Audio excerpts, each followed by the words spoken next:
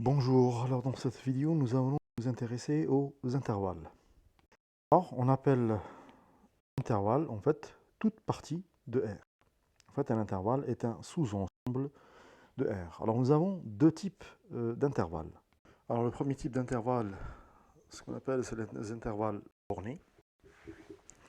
Alors on appelle ça intervalle borné parce qu'en fait il y a deux bornes dans les intervalles. Alors nous avons quatre types d'intervalles bornés.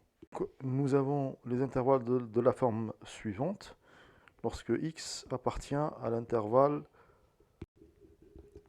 fermé du côté de A et fermé du côté de B. Alors, fermé, quand vous avez le crochet qui regarde à l'intérieur A, comme ça c'est l'intervalle fermé du côté de A. Là aussi, le crochet regarde à l'intérieur, donc fermé du côté de B. Là, il est fermé du côté de A et fermé du côté de B. Donc ça, c'est l'intervalle fermé A, B. Alors, on a une équivalence. Là, je représente l'intervalle avec crochet. Cette écriture, elle est équivalente à celle-ci. Ce symbole-là, c'est le symbole de l'équivalence. Alors, si je veux l'écrire sous la forme d'une inégalité, on aura x supérieur ou égal à A, inférieur ou égal à B. Alors, on explique. Et bien évidemment, c'est-à-dire que la x, il est dans l'intervalle. Il est entre A et B. Donc, supérieur ou égal. Pourquoi supérieur ou égal? Le égal, parce que l'intervalle, quand il est fermé, on peut prendre la valeur de A. C'est pour ça qu'ici, x, il peut prendre la valeur de A. Et inférieur ou égal à B, il peut prendre la valeur de B. En fait, il prend toutes les valeurs entre A et B compris. Et on a aussi une troisième équivalence, une troisième écriture de cet intervalle. En fait, si je suis dans la droite des réels, j'ai mon A ici, j'ai mon B ici. L'intervalle AB, on peut le représenter comme ceci. Et on assure la partie qui nous intéresse. Donc le fait de dire ça, j'écris entre crochets, x appartient à l'intervalle AB fermé, x supérieur ou égal à A, inférieur ou égal à B, ou cette écriture, la représentation graphique. Représentation graphique, inégalité et écriture entre crochets. Ça, c'est le premier intervalle. Le deuxième, x appartient à l'intervalle fermé du côté de A, ouvert du côté de B. Donc, ouvert lorsque le crochet regarde à l'extérieur de B. Là, quand il regarde, on dit à l'intérieur de l'intervalle, à l'intérieur de A et B, donc ça veut dire que c'est fermé. Quand le crochet regarde à l'extérieur, par rapport à les nombres qui sont ici, par rapport à B par exemple, ça veut dire qu'il est ouvert. Donc cette écriture signifie que x est supérieur ou égal à A et inférieur strictement à B. Lorsque l'intervalle est ouvert, ça veut dire que je ne prends pas la valeur de B. Là, fermé, c'est pour ça supérieur ou égal, donc il prend les valeurs de A entre les valeurs A et B, et il ne prend pas la valeur de B. Donc, l'équivalence ici. Donc ici, comme tout à l'heure, on prend A, on prend B. Alors, fermé du côté de A, ouvert du côté de B. Et on prend toutes les valeurs comprises entre A et B. Donc là, on va bien. Ouvert du côté de B, c'est-à-dire que je ne prends pas le B et je prends tout ce qui est à l'intérieur. Troisième type d'intervalle, c'est les intervalles ouverts du côté de A et fermés du côté de B. Donc là, la même chose, on aura x, puisque c'est ouvert du côté de A, strictement supérieur à A, fermé du côté de B, inférieur ou égal à B. Et on aura la représentation graphique comme ceci. Ouvert du côté de A et fermé du côté de B.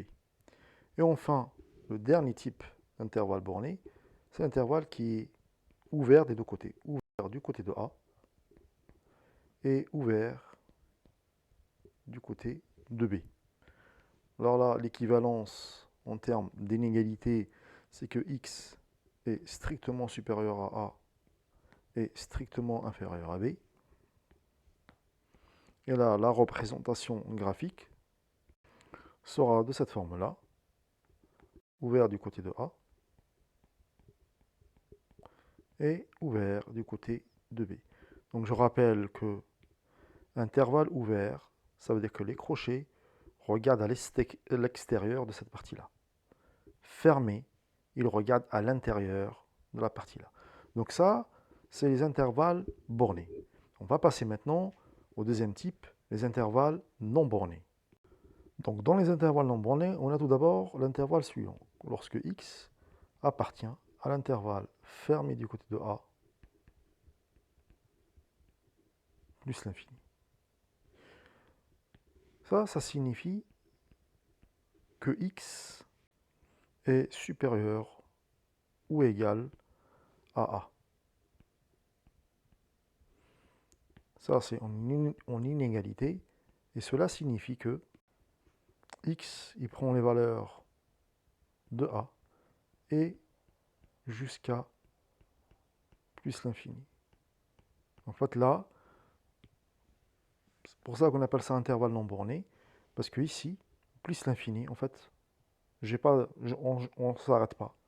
Le plus l'infini, hein, c'est un symbole qui signifie que je suis au voisinage de nombres extrêmement grands.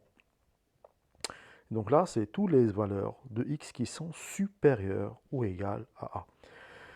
Alors ici, la même chose, si je voulais ouvrir, donc si x appartient à l'intervalle ouvert A plus l'infini, donc là, ça signifie tout simplement que x est ici strictement supérieur à A.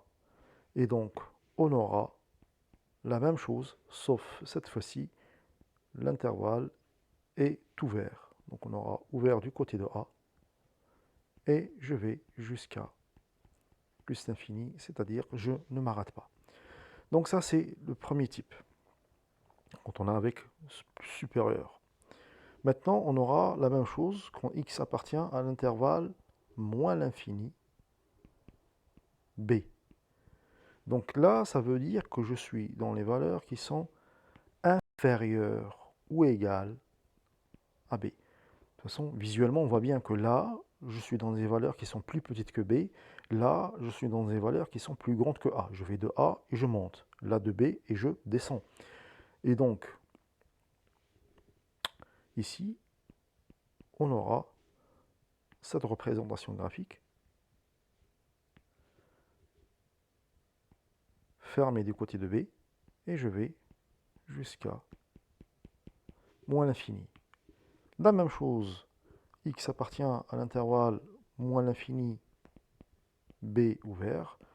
Alors juste information, je ne l'ai pas dit tout à l'heure, à l'infini c'est toujours ouvert. Hein.